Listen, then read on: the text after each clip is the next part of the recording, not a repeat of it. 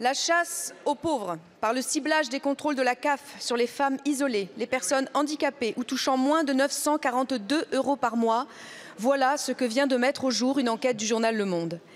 Notre système d'aide sociale n'est pas à la hauteur. En France, il y a 12 millions de pauvres. Des familles sautent des repas, des enfants dorment à la rue, mais en plus de son insuffisance, notre système est complexe et injuste. Il oblige à déclarer un cadeau d'anniversaire de 150 € ou la vente d'objets sur Le Bon Coin pour quelques dizaines d'euros. On n'en demande pas autant aux riches qui pratiquent à haute dose l'optimisation fiscale.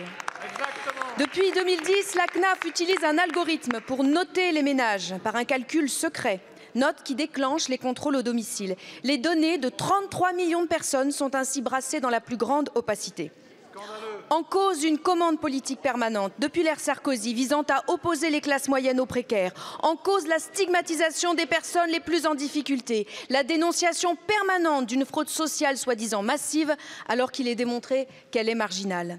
Pour répondre à cette commande politique, la CAF a massifié les contrôles au détriment de la prévention et de la bonne information des bénéficiaires sur leurs droits. Cette logique jette les personnes concernées dans une grande détresse car elles doivent rembourser des sommes importantes alors qu'elles vivent à l'euro près. Je vous demande de faire toute la transparence sur les méthodes de calcul qui mènent à prioriser les contrôles. Les critères discriminants doivent impérativement être écartés.